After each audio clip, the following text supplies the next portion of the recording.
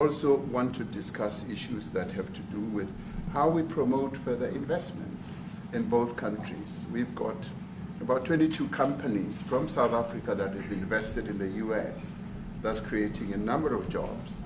And similarly, you've got almost 600 companies that have invested in South Africa, and some of them have been in South Africa for more than 100 years. That's true. So our links are really long-lasting, and we would like to recalibrate those relations between our two countries and discuss a whole range of issues, geopolitical, the work that you're doing to bring peace around the world, in Ukraine and in the Middle East. So we value that, and we are also a great contributor to peace processes that are going on around the world. And of course, we want to discuss how we can support each other. You are a much bigger economy than we are. We're just a tiny economy, but we rely on each other on a number of issues. We've got critical minerals that you want to fuel the growth of your own economy and reindustrialize. So we have that on offer, including rare earth minerals. So all that combination of opportunity and the products that we buy from you, as well as what we sell to you, I believe makes up a really good and powerful relationship, which we need to strengthen, which we need to engender, and that is really what has brought us here. And we are really privileged to have, great South Africans in the mix. As you said, you'd like to see them as well. And I brought you a really fantastic golf book. Weighs 14 kilograms. Oh, that sounds good. And it showcases the golf courses in our country. Johann Rupert wrote preface, so did Annie else. And I want to showcase our golf courses. You might remember when I spoke to you, and we spoke about golf, you said I should start practicing. And I've started practicing, President, so I'm ready. But let me end just the introductory remarks by thanking you. You may not recall that 5 years ago I spoke to you during the COVID period. Right. And it was at a time when the whole world was going through a really cathartic moment. Right.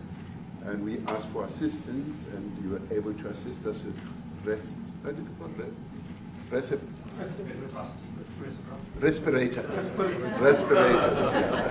respirators, and you kept to your word, and you delivered respirators to us. We didn't have as many in our country, and it really helped to help us deal with COVID. So I'm here also to say thank you and to thank the people of America for having helped us during a really difficult time. Being the small economy that we are, we needed help from around the world. And you were there to provide that. So thank you very much. I remember the call. Yeah. We sent 150 respirators. We became the respirator king. We started making them. Nobody had them. We had very few of them. That's right. But they were very helpful. But we sent 150, and I appreciated the letter. You wrote me a letter. That's right. Yeah. Thank you. Well, I appreciate that very much. Thank you very much for that. It really touched my heart after I spoke to you, and you delivered. So great honor. Thank you very much. Yeah.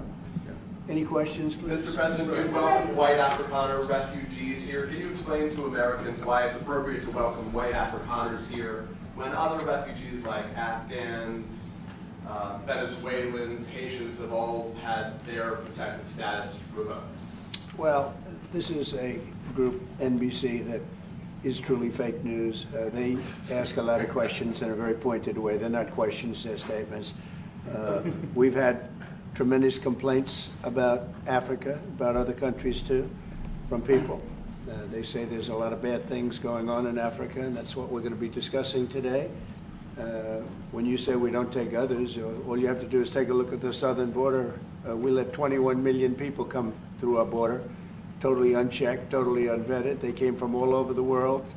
In many cases, they're criminals. They come from prisons. They come from mental institutions. They come from street gangs. They're drug dealers. So don't say that we didn't take them. We take them. We're trying to get them out as fast as we can. And we're doing record business on that. And we just won a big case where we're allowed to send back hundreds of criminals to Venezuela. Just won that today in the Supreme Court. I'm happy to hear. But we do have a lot of people are very concerned with regard to South Africa, and that's really the purpose of the meeting, and we'll see how that turns out. But we have many people that feel they're being persecuted, and they're coming to the United States. So we take from many locations if we feel there's persecution or genocide going on. And we had a lot of people. I must tell you, Mr. President, we have had a tremendous number of people, especially since they've seen this. Generally, they're white farmers, and they're fleeing South Africa, and it's a very sad thing to see. But I hope we can have an explanation of that, because I know you don't want that. It's a kind of a different meeting. Normally we have meetings, we talk about trade, and we'll be talking about trade and other things. But that certainly will be a subject that comes up. Yeah. Yes, please. Brian? Thank you very much. I'd like to get your thoughts on Letitia James, Director Polte.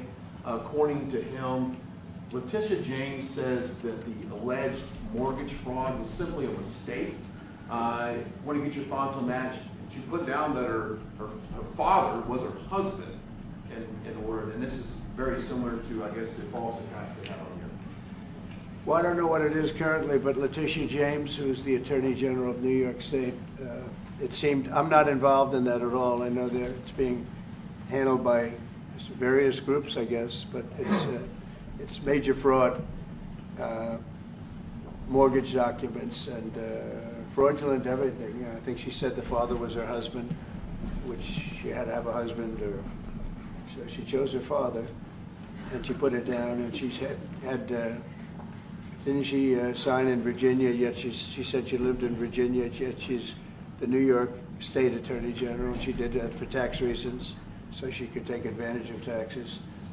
And she had the wrong number of units. She had a much different number, which wouldn't have allowed her to qualify and scam the government. So I don't know. I think she's very bad for New York, but I really don't know too much about it. But I appreciate the question. Yes, thank you very much. Yes. Mr. President, what's the for you to be convinced that there's no genocide? Please. Thank you, Mr. President. So May 25th will be the celebration of Africa Day, which pretty much a lot of celebration will be taking place around the world, including here in the United States. What is your message to the entire African continent, African people, in this important occasion? Well, I want to see peace, and I want to see happiness. I want to see health, and you have incredible land. There's tremendous value. A lot of countries don't have that value in the land, the value you have. We have a situation, I think you probably heard about it. We've done, through some very talented people, helped settle a war that's been raging for years, Rwanda and the Congo. And I think we've done it. Believe it or not, I think we've done it. And could you just say a few words about that, my friend? Yes. A couple of weeks ago, the two parties signed a declaration of principles in which they've agreed on the way forward. And they have both submitted draft peace agreements, and we have put together one that incorporates both of their suggestions, and we've given it to them. So we're in the process of finalizing this. Looking good, right? Looking very good.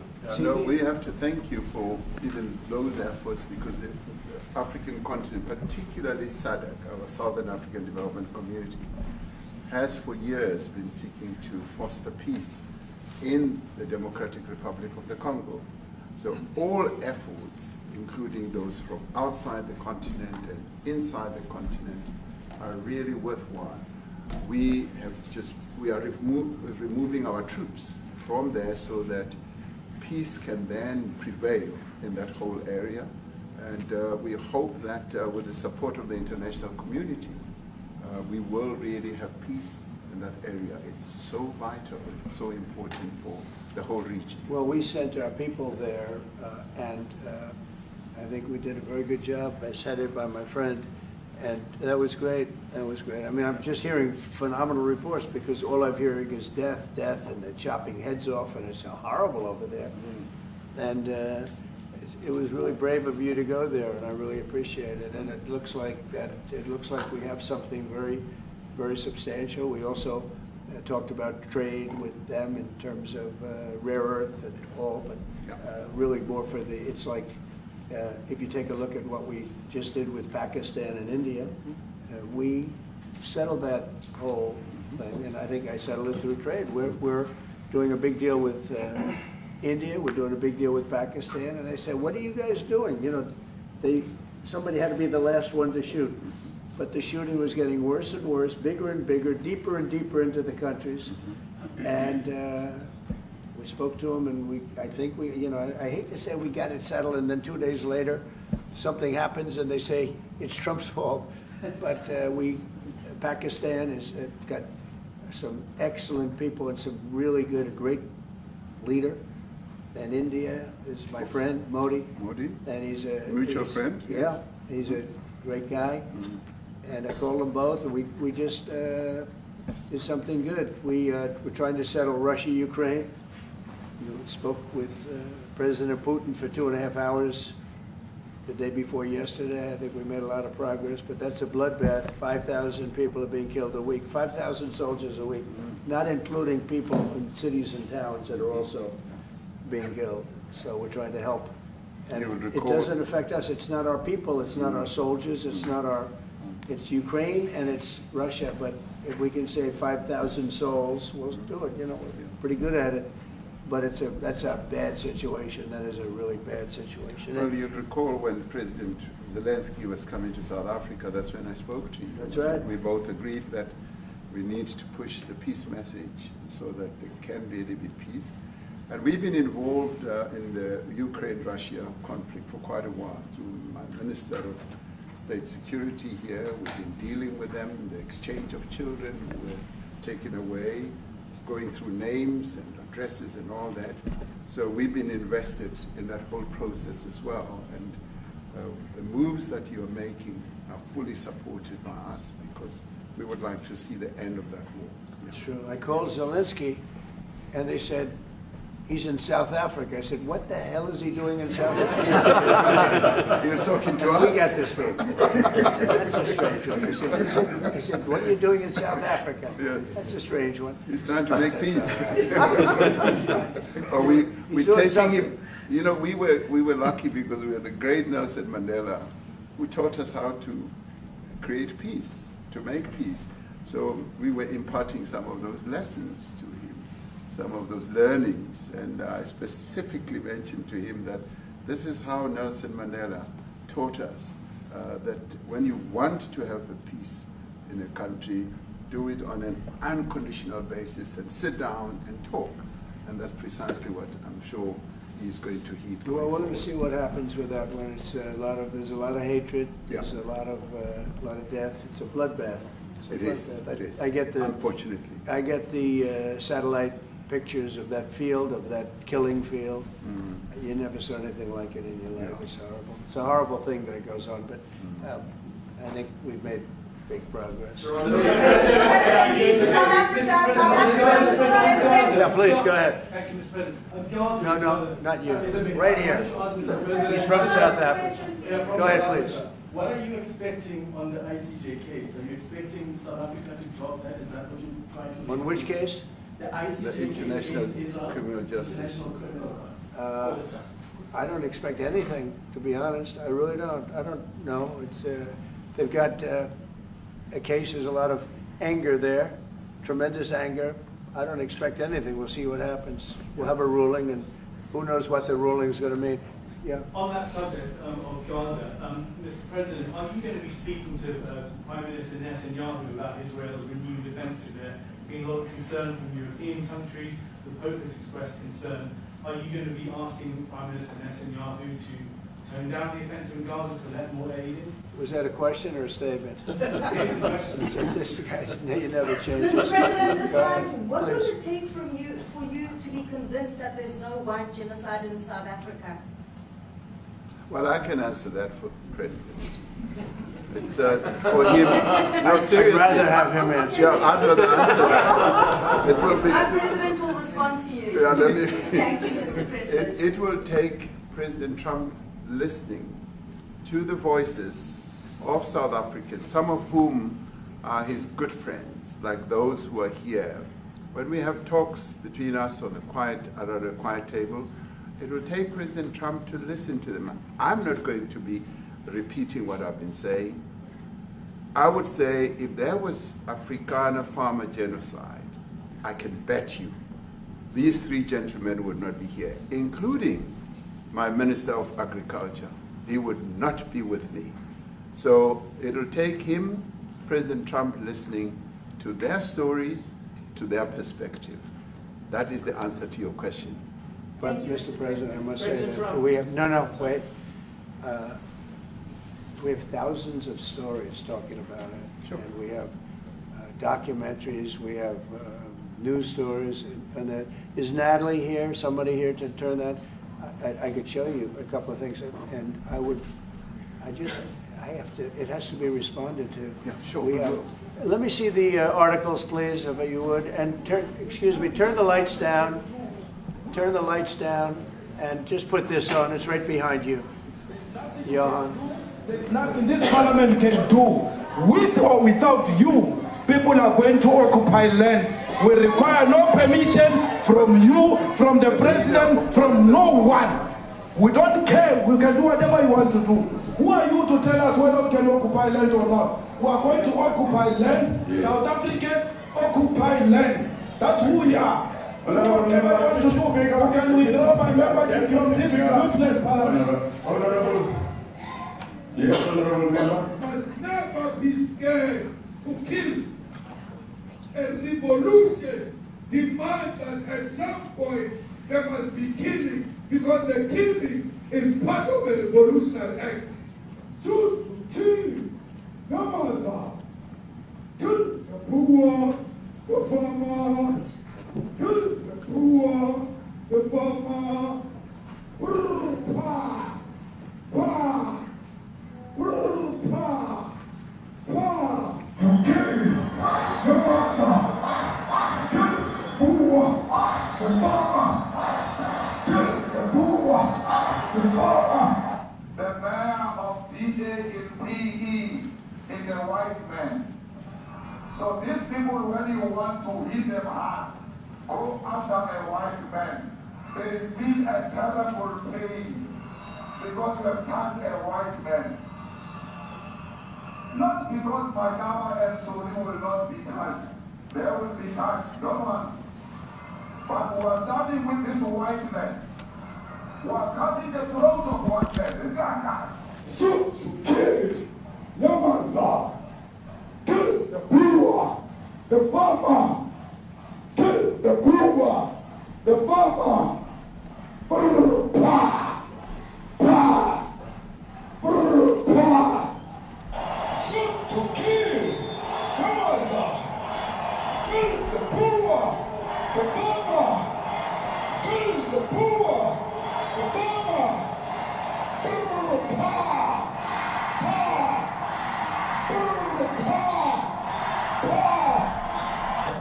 I don't know what's going to happen in the future. I'm saying to you, was not called for the killing of white people, at least for now. I can't ever see the future. Yeah, but, I mean, you'd understand somebody watching that, especially as it gets shared on Twitter. They freak out. It sounds like a genocide on Twitter.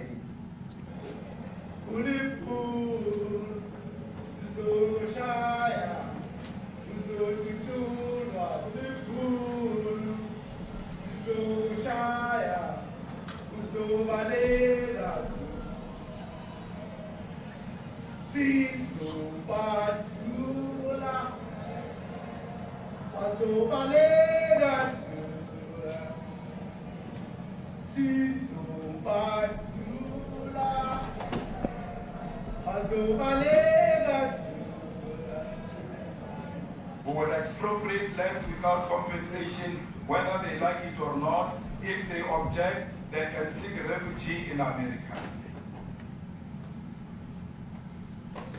Now this is very bad. These are burial sites right here. Burial sites. Over 1,000 of white farmers, and those cars are lined up to pay love on a Sunday morning Each one of those white things you see is a cross, and there's approximately 1,000 of them. They're all white farmers, the family of white farmers. And those cars aren't driving, they're stopped there to pay respects to their family member who was killed. And it's a terrible sight. I've never seen anything like it.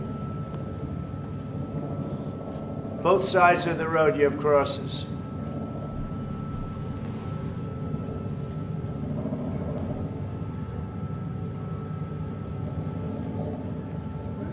Those people were all killed. Have they told you where that is, Mr. President? No, I'd like to know where that is, because this I've never seen. But, okay. I mean, it's in South Africa, that's where. We need to find out.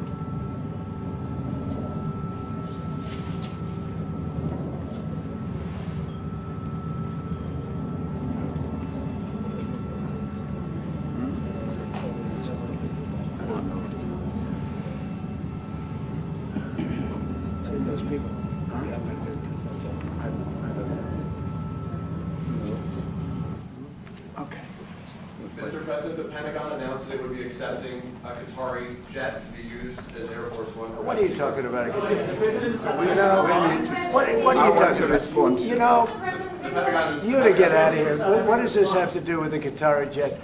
They're giving the United States Air Force a jet, okay? And it's a great thing. We're talking about a lot of other things. It's NBC trying to get off the subject of what you just saw. You are a real, you know, you're a terrible reporter. Number one, you don't have what it takes to be a reporter. You're not smart enough. But for you to go into a subject about a jet that was given to the United States Air Force, which is a very nice thing, they also gave $5.1 trillion worth of investment in addition to the jet. Go back, you ought to go back to your studio at NBC, because Brian Roberts and the people that run that place, they ought to be investigated. They are so terrible the way you run that network, and you're a disgrace. No more questions from you. Go ahead. Go ahead, talk about that.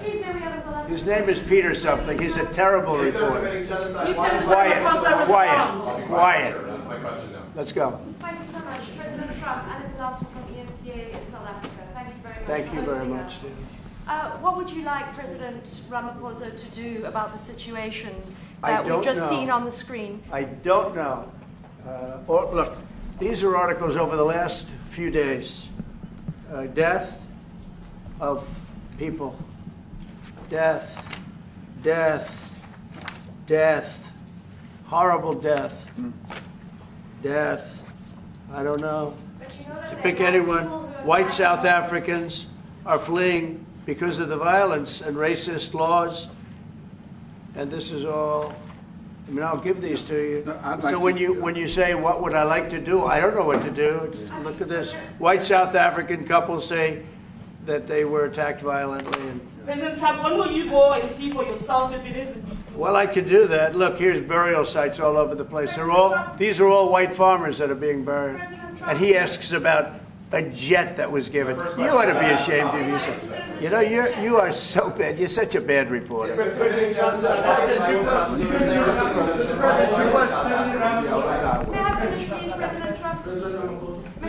This is one after another. This family was wiped out. I'm just looking.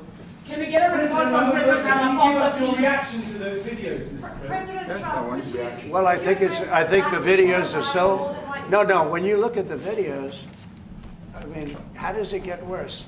And these are people that are officials, and they're saying that kill the white farmer and take their land. That's what it is. And I have other friends in South Africa. I have people that left. One in particular that says you can't go there. He said they want to take your land. They take your land and they kill you. It's okay, and they say it's okay to do. Now we're going to talk about it, but this is a tremendous look. This is a story recent. These are all people that recently got killed. Yeah. And I don't know how it can get any worse. These are and you know, the men that you saw, the people that you saw in that movie, those are officials. Those are people that were in office. They had one march, they had a dance in your parliament, whatever you may call it, legislature. Well, let me clarify that. Yeah, let me clarify that, because what you saw, the speeches that were being made, one, that is not government policy. We have a multi-party democracy in South Africa that allows people to express themselves, political parties to adhere to various policies, and in many cases, or in some cases, those policies do not go along with government policy.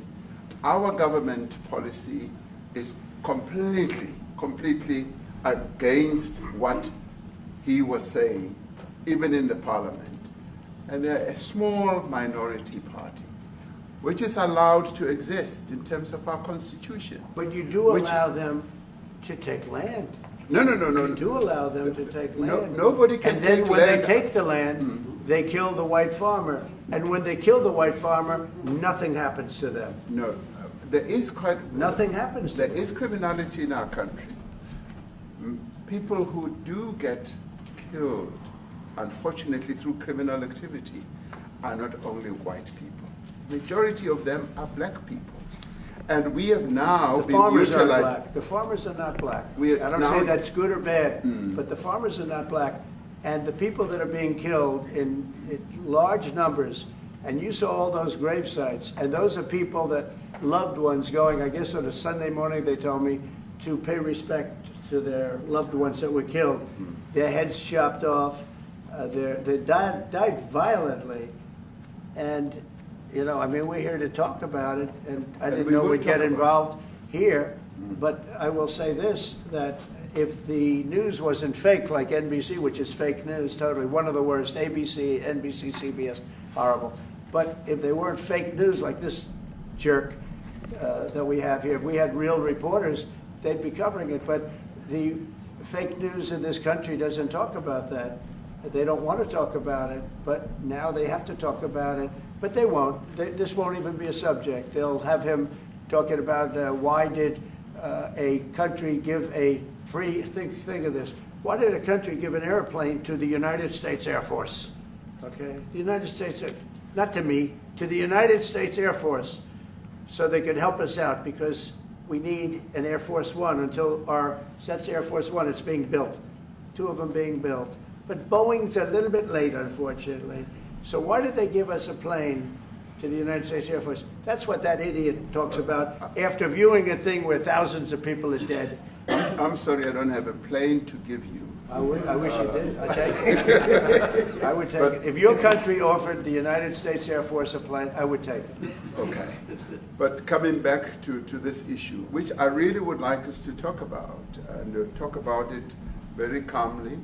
We were taught by Nelson Mandela that whenever there are problems, people need to sit down around a table and talk about them. Well, there are problems. And this is precisely what we would also like to talk about, including, of course, trade matters, investment matters. So the issues that concern you as the United States. Those are all recent. Those are all deaths. Yeah, in many ways, I mean, one should say you are a partner of South Africa, and you are raising concerns, and these are concerns that we are willing to talk to you about. Let me just add quickly, you know, the criminality that we are experiencing in our country needs quite a lot of technological capability. And in one of our areas in South Africa, we're using US technology, which is able to, in many ways, identify where shootings are happening and all that. And I'd like to talk about that, because there is support that we can get from you as the United States to help us deal with all these acts of criminality. And that is what I believe partnership is all about. And we are here as a partner so that we can help each other whenever there are challenges. So I'd like us to discuss it, and of course outside of the media, so that we sit down and have a really good discussion that will lead to good outcomes. Are there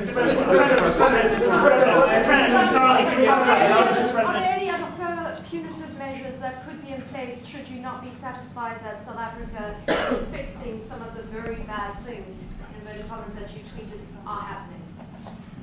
Well, there are a lot of bad things happening in many countries, but this in particular has been very, very bad, very bad. And because of we're going to have the whole world watching in another short period of time because you have the G20, and that's a big deal. And it seems like,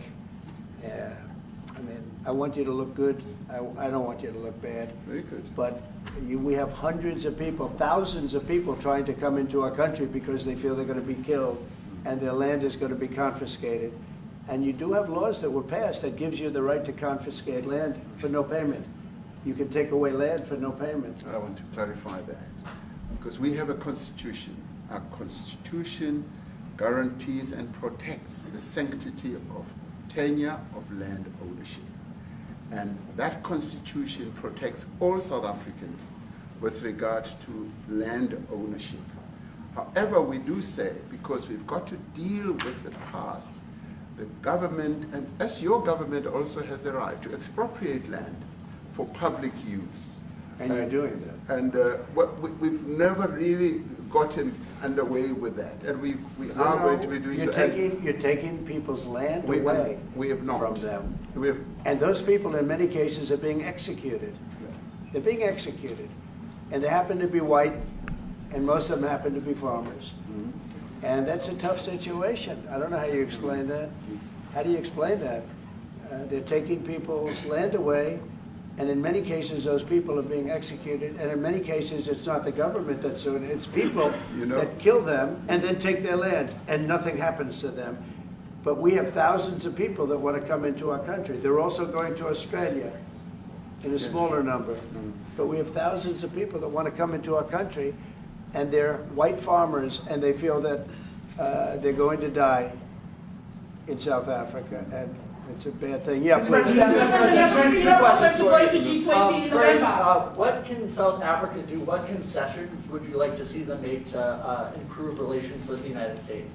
Then I have one more for President Ramaphosa afterwards. Well, we just spoke about it. I got them a very, very complex machine, 150 of them.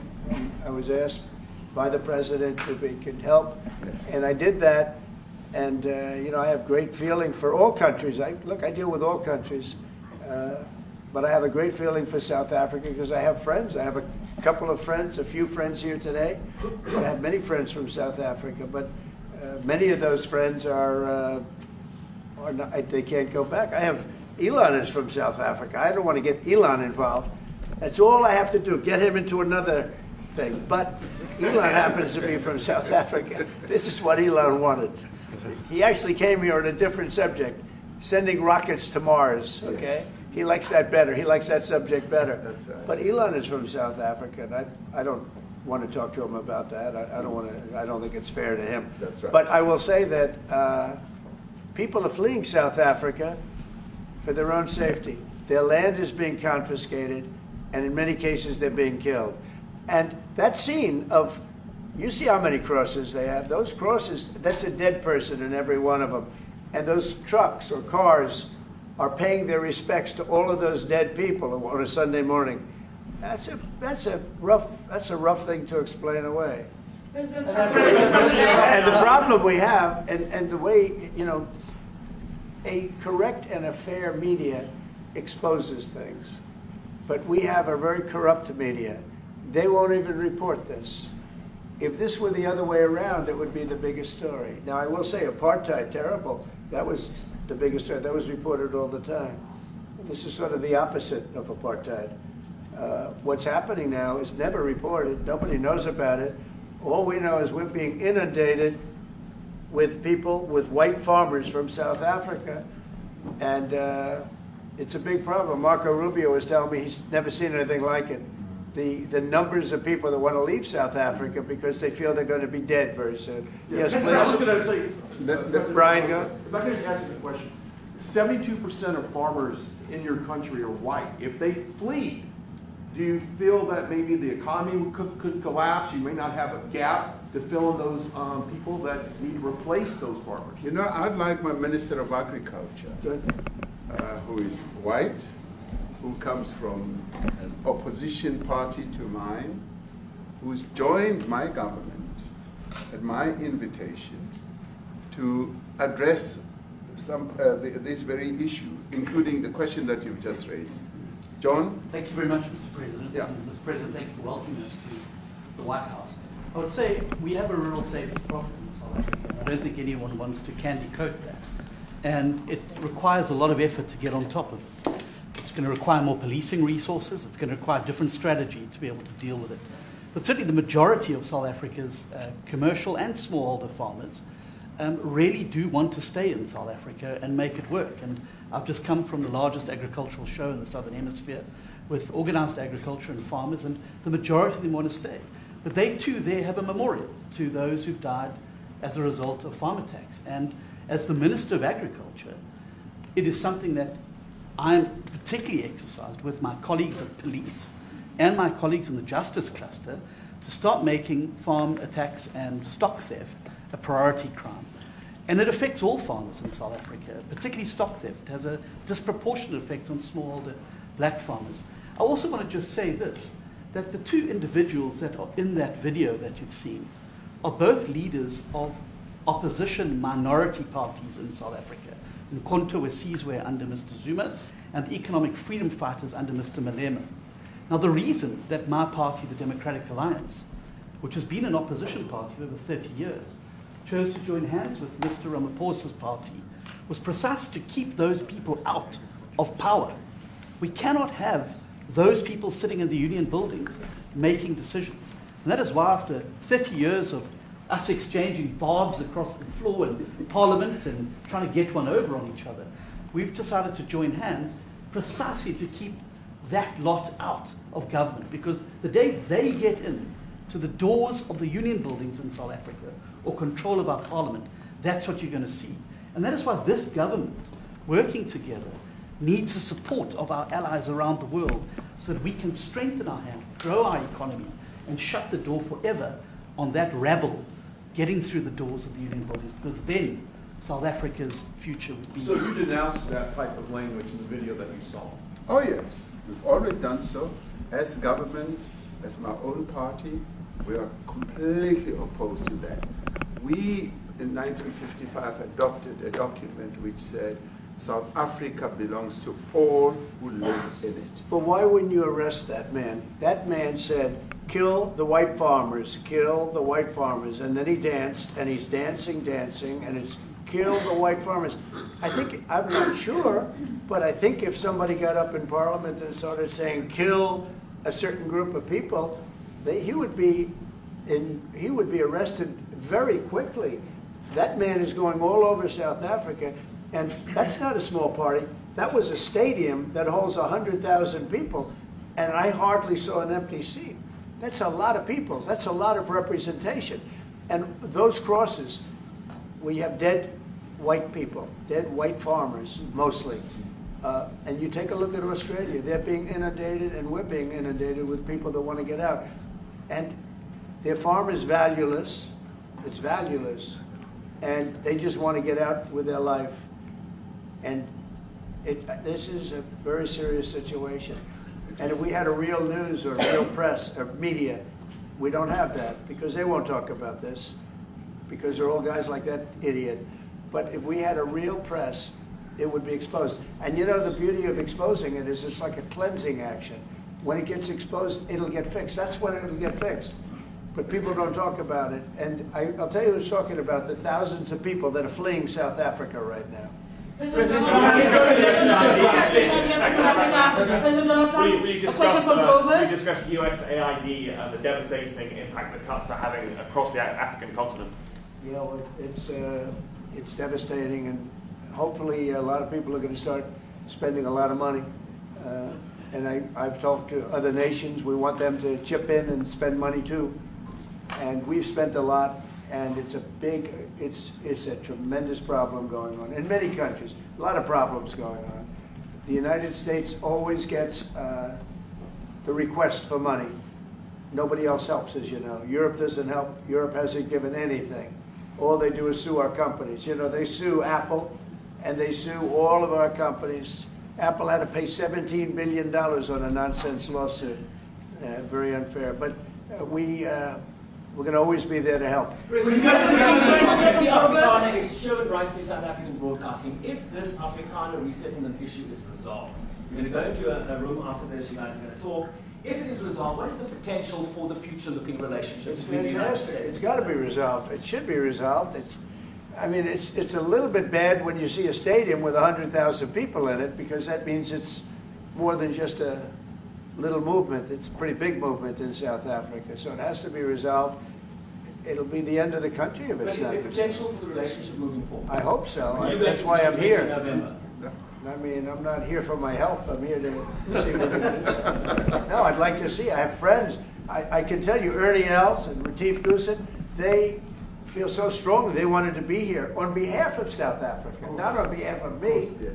And, you know, they said, can we be here for this? Because they love the country. Ernie, do you guys want to say a couple of words or anything?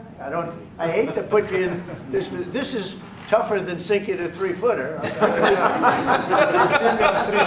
They have, and they've sank many 3-footers. Thank you, Mr. President, and thanks for the honor of being here. We've known each other a long time. We have spoken. You know, we're proud South Africans. I still have my South African passport. You know, we travel with this passport, you know, and I got my visa here. So, you know, but we want to see things get better in our home country. That's the bottom line. It's been 35 years since the transition. President Ramaphosa was right in the middle of the transition time in 1990 and before that. So it's been 35 years of ANC government. And I know there's a lot of anger, you know, through the transition. There was also a lot of stuff happening in the apartheid days. You know, we grew up in the apartheid era. But I don't think two wrongs makes a right. You know, President Mandela, when he came out of prison for all that time, didn't come out with hatred, you know, and really unified our nation through sport. You know, we won the Rugby World Cup in '95. 4 times. We won the African Nations Cup, soccer. You know, we won some majors as golfers and so forth. So what I'm trying to say is, you know, this has been a long time coming. That's why we really wanted to meet you, meet the administration, and see our way forward, because we still want to see our country flourish. You know, we've got some great things going on. Business is getting involved with government.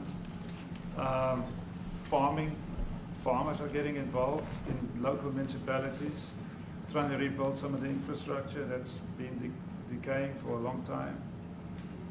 So there's a lot of coexistence going on and help from a lot of areas. But I feel we need the US to push this thing through. We've got a great ally if we can have the US. It's always been an ally of South Africa for a very long time. Even in the days of the war, you know, up in Angola, you know, you guys helped us. So very important for us to have your support and you know, get the change we need. Boy, did you do that well. You might have done that even better than he plays golf, which is almost impossible. Johann, please. Sorry, Mr. President, if you had to wind all of those tapes properly, you will see I'm the biggest target of that rabble-rouser. Number one for over 10 years, Mr. Malema. In fact, the first time I met him, he was in the youth league with that gentleman, and look how he's changed. Right. We have too many deaths, but it's across the board. It's not only white farmers, it's across the board. And we need technological help. We need Starlink at every little police station. We need drones. I actually got drones donated for the peace parks to stop elephant and rhino poaching. And his predecessor stopped the importation because he said the United States would spy on us. I mean, US basics, the ridicule. So if you can help us. Remember, sir, you and I lived in New York in the 70s. We never thought New York could be what it became. 2 commissioners, a tough mayor. We need your help to stop this awful killing. But it's across the board.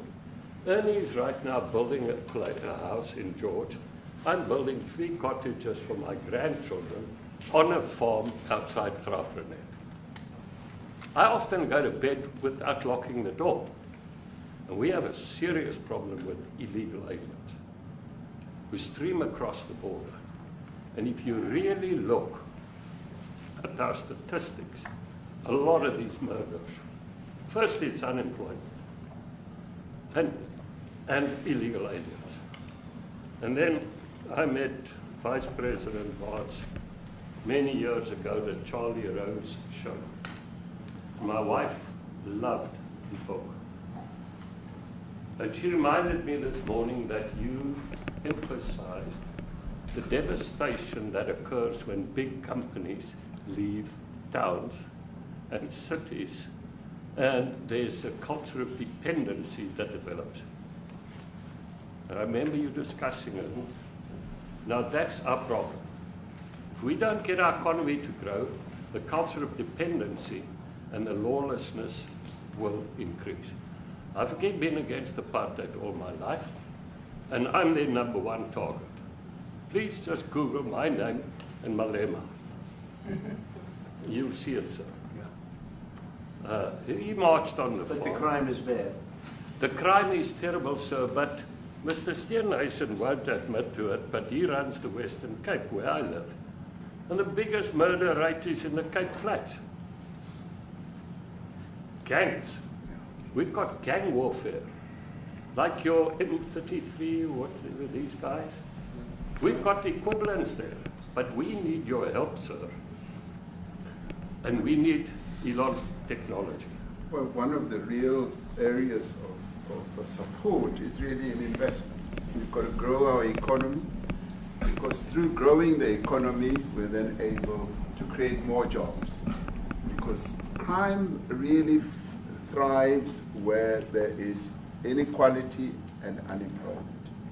And that is one of the reasons that has brought us here, to improve our investment relations, our trade relations, so that we can preserve the number of jobs that your companies have created in South Africa.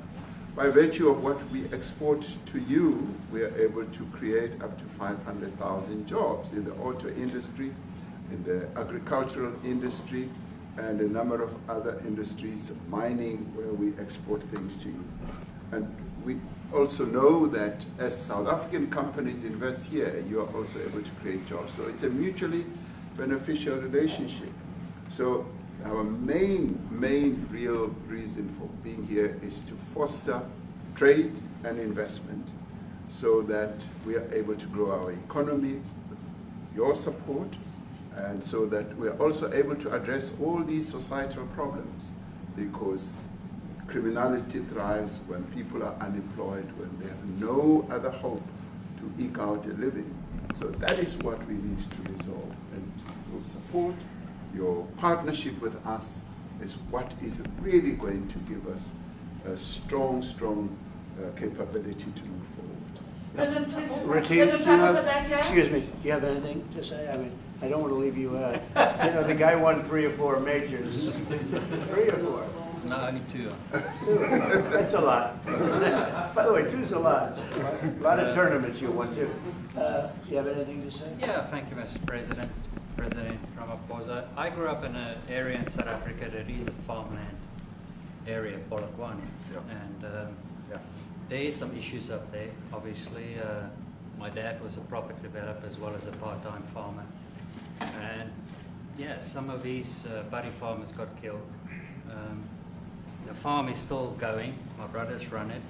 But it's a constant battle with farms they're trying to burn the farms down.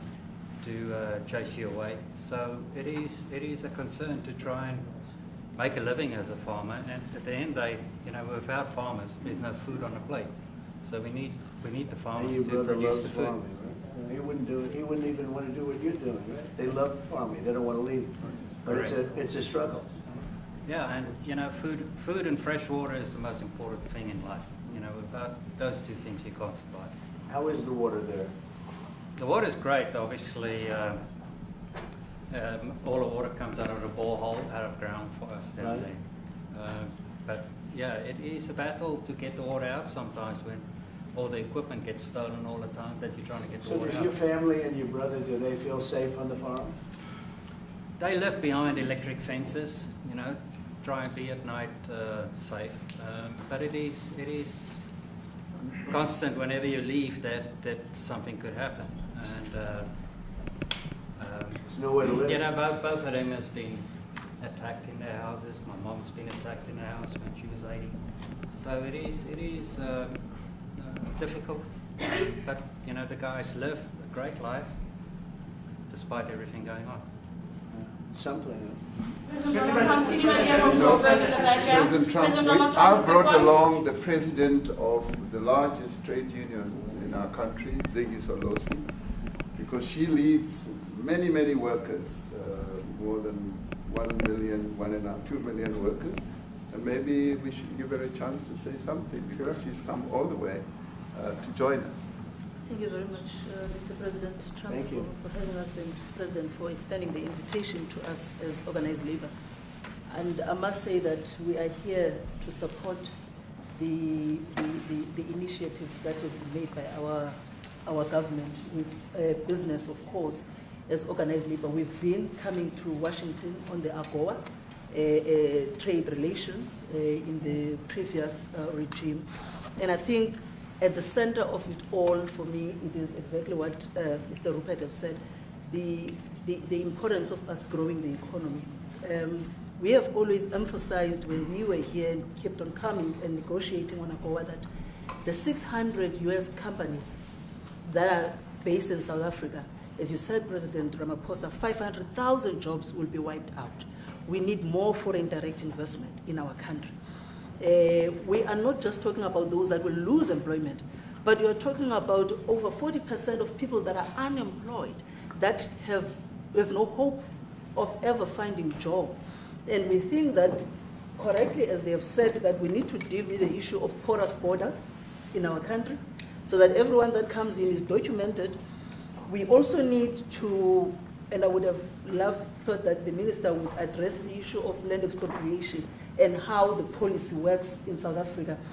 Recently, President, as you were preparing to come here on the news, in, I think it was in Natal, there was a handover of farms. And white farmers were saying, we are donating the land, but also there's a willing buyer, willing seller in South Africa. So there is no expropriation without compensation, but it is a willing buyer, willing seller. And that white farmer was even saying, President, that the government is even paying more in buying the land than what the land is worth of. And I think those are the realities, President, that we must say that we need to address, of course, but also the importance of agriculture linked to AGOA. People rely on it, and I think, as Retief have said, for survival and living. But lastly, for me, President, is also the issue of the crime statistics. There is no doubt about it that we are a violent nation, for a number of reasons, and we're not condoning anything. But also, if you go into the rural areas where black majority are, you would see women, elderly, being raped, being killed, being murdered. And these are black elderly women that would be found throat slits, raped multiple times, and all of that. And the problem in South Africa, it is not necessarily about race, but it is about crime.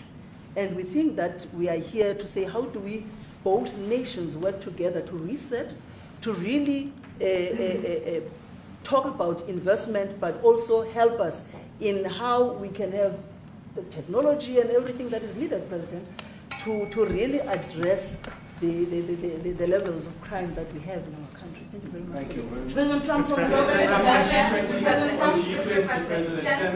Genocide is a very strong word. I'm wondering if you've made up your mind as to whether you believe genocide is occurring in South Africa, or you still have doubts, and if you have made up your mind, why invite President Ramaphosa here today?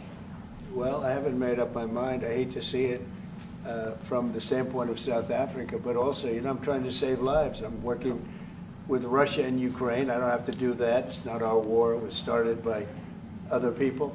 It was helped along by our past administration. It would have never happened if I were president, but I'm trying to save lives.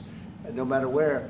Rwanda, I have nothing to do with Rwanda and the Congo, but I felt I had a very talented person in this administration, and I sent him there, and he did an unbelievable job, I think. I mean, we're going to find out, but he's done the hardest part of the job. It should happen. If I can save lives, I want to save the lives. If it's in Africa, that's great. If it's in Europe, if it's wherever it may be. And it's a very small investment to do, believe me, compared to what the consequences are.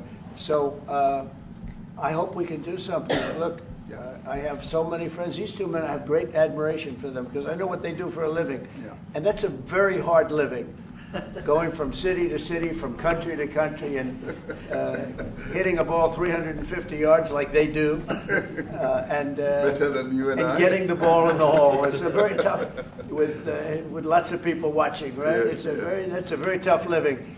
You know, they're champions. I respect champions, and I respect very much. And I think the country is very lucky. They really wanted to be here. That's true. They could be elsewhere. They could be on a beautiful fairway someplace, and they wanted to be here. So. My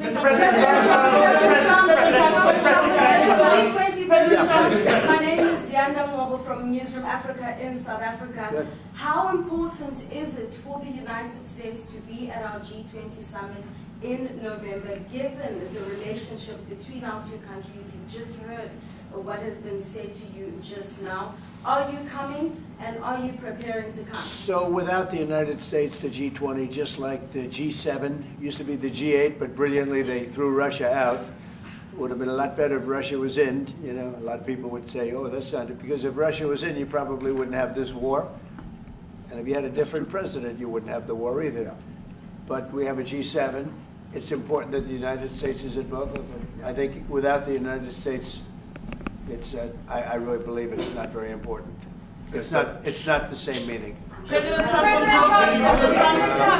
I said to President Trump, the U.S. really originated the G20, and it's important that the United States continues to play a key role in the G20, and we are privileged to be the president of the G20, but we are even overjoyed that we are going to hand over to the United States, who are the originators.